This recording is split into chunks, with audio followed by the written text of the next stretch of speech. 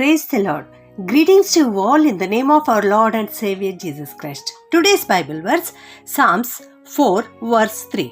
Remember that the Lord has chosen the righteous for his own and he hears me when I call him. ಕೀರ್ತನೆಗಳು 4:3 ಯೆಹೋವನು ತನ್ನ ಭಕ್ತನನ್ನು ತನಗೋಸ್ಕರ ಪ್ರತ್ಯೇಕಿಸಿಕೊಂಡಿದ್ದಾನೆಂದು ತಿಳಿದುಕೊಳ್ಳಿರಿ. ನಾನು ಆತನಿಗೆ ಮೊರೆಯಿಡುವಾಗೆಲ್ಲ ಆತನು ಕೇಳುತ್ತಾನೆ.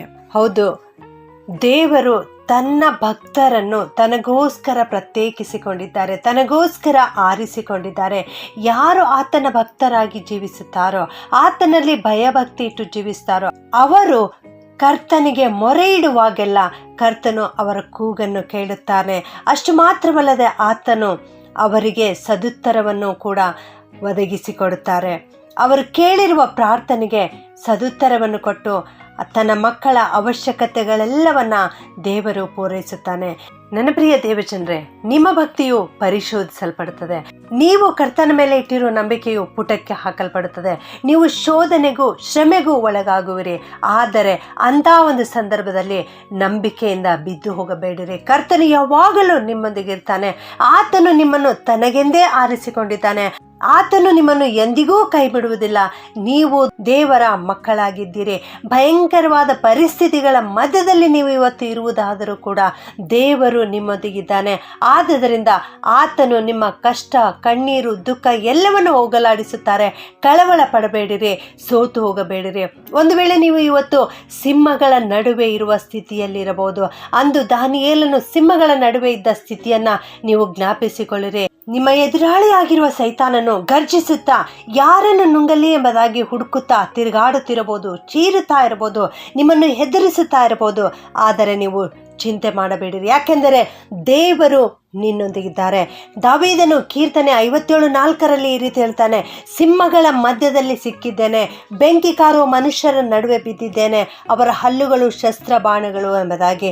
ಹೌದು, ಇಂಥ ಒಂದು ಸಂದರ್ಭದಲ್ಲಿ ಅವನು ಸಿಕ್ಕಿಕೊಂಡಾಗ್ಯೂ ದೇವರು ಅಂದು ದಾವೀದನನ್ನು ಬಿಡುಗಡೆಗೊಳಿಸಿದರು. ಅದೇ ದೇವರು ನಿನ್ನ ಜೊತೆಗೂ ಇದ್ದು ನಿನ್ನನ್ನು ಕಾಪಾಡುತ್ತಾರೆ. ಗೊಲಿಯಾತನು, ಫಿಲಿಸ್ಟಿಯರು ದಾವೀದನನ್ನು ಮುತ್ತಿಕೊಂಡಿದ್ದರು. ಅವನಿಗೆ ವಿರೋಧವಾಗಿ ಸೌಲನು ಪಾಳೆಯವನ್ನು ಕಟ್ಟಿಕೊಂಡು ಬಂದಿದ್ದನು. ದಾವೀದನ ಜೀವಮಾನವೆಲ್ಲ ಹೋರಾಟಗಳು, ಯುದ್ಧಗಳೇ ತುಂಬಿದ್ದವು. ಅಂಥ ಒಂದು ಸಂದರ್ಭದಲ್ಲಿ ದೇವರು ದಾವೀದನ ಸಂಗಡ ಇದ್ದು ದಾವೀದನನ್ನು ಕಾಪಾಡಿದರು. ಆ ಸಿಂಹಗಳಂತಿರುವ ಶತ್ರು ಸೈತಾನನು ಅವನಿಗೆ ಯಾವ ಕೇಡನ್ನು ಮಾಡಲಿಲ್ಲ. ಅದೇ ರೀತಿಯಲ್ಲಿ ದೇವಭಕ್ತಿಯುಳ್ಳ ದಾನಿಯೇಲನನ್ನು ಕೂಡ ನಾವು ನೋಡುವುದಾದರೆ ಅವನಿಗೂ ಸಿಂಹಗಳ ಗವಿಯಲ್ಲಿ ಹಾಕಲ್ಪಟ್ಟಿದ್ದನು. ದಾರ್ಯಾವೇಶ ರಾಜನು, ದಾನಿಯೇಲನೇ, ಜೀವಸ್ವರೂಪನಾದ ದೇವರ ಸೇವಕನೇ, ನೀನು ನಿತ್ಯವೂ ಭಜಿಸುವ ದೇವರು ನಿನ್ನನ್ನು ಸಿಂಹಗಳಿಂದ ಉದ್ಧರಿಸಲು ಶಕ್ತನಾದನಾ ಎಂಬುದಾಗಿ ದಾನಿಯೇಲ 6:20 ಕೇಳುತ್ತಾನೆ. ಹೌದು, ದಾನಿಯೇಲನು ಜೀವ ಸ್ವರೂಪನಾದ ದೇವರ ಸೇವಕನಾಗಿದ್ದನು.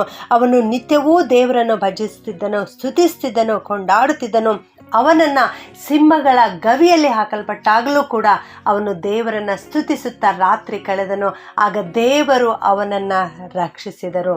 ಹೌದು, ಆ ರೀತಿ ಆ ರಾಜನು ಪ್ರಶ್ನೆ ಮಾಡಿದಾಗ ದಾನಿಯೇಲನು ಹೀಗೆ ಉತ್ತರ ಕೊಡ್ತಾನೆ, ನನ್ನ ದೇವರು ತನ್ನ ದೂತನನ್ನು ಕಳುಹಿಸಿ ಸಿಂಹಗಳ ಬಾಯಿಯನ್ನು ಕಟ್ಟಿದನು ಎಂಬುದಾಗಿ. ಹೌದು, ನೀನೂ ಕೂಡ ಇಂಥ ಒಂದು ಕಷ್ಟದ ಸಂದರ್ಭದಲ್ಲಿರುವಾಗ ನಿನ್ನ ಸುತ್ತಮುತ್ತಲೂ ಕೂಡ ಆ ಸಿಂಹಗಳಂತಿರುವ ಸೈತಾನನು, ಶತ್ರುವು ನಿಮ್ಮನ್ನು ಮುತ್ತಿಕೊಂಡಿರುವಾಗಲೂ ಕೂಡ ದೇವರು ತನ್ನ ದೂತರನ್ನು ಕಳುಹಿಸಿ ಅವರ ಬಾಯಿಗಳನ್ನು, ಅವರ ಕೈಕಾಲುಗಳನ್ನು ಕಟ್ಟಿ ಹಾಕುತ್ತಾರೆ.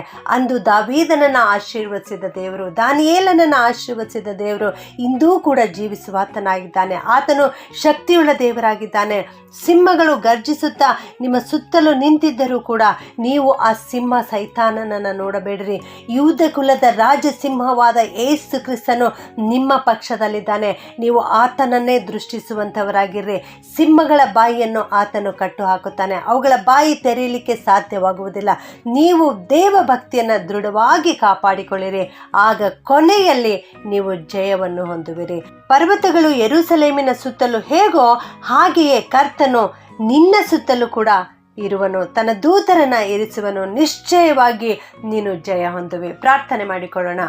ಭೂಪರಲೋಕಗಳನ್ನು ಸೃಷ್ಟಿಸಿರುವಂಥ ನಮ್ಮ ಪ್ರೀತಿಯ ಪರಲೋಕದ ತಂದೆಯಾದ ದೇವರೇ, ನಿನಗೆ ಸ್ತೋತ್ರಪ್ಪ. ಅಂದು ದಾನಿಯೇಲನೊಟ್ಟಿಗಿದ್ದು ಸಿಂಹಗಳ ಬಾಯಿಂದ ಬಿಡಿಸಿದ ದೇವರೇ, ನಿಮಗೆ ಸ್ತೋತ್ರಪ್ಪ. ಇಂದು ಈ ವಾಕ್ಯ ಕೇಳಿಸಿಕೊಳ್ಳುತ್ತಿರುವ ಎಲ್ಲರನ್ನ ಆಶೀರ್ವಾದ ಮಾಡು ಕರ್ತನೆ. ಇವರೂ ಕೂಡ ಇಂದು ಇಂಥ ಒಂದು ಸಿಂಹಗಳ ಸೈತಾನನ ಬಂಧನಕ್ಕೆ ಒಳಗಾಗಿರಬಹುದು ಸ್ವಾಮಿ. ಇವರ ಸುತ್ತಮುತ್ತಲೂ ಕೂಡ ಆ ಶತ್ರು ಸೈತಾನನ್ನು ಮುತ್ತಿಕೊಂಡಿರ್ಬೋದು ದೇವ.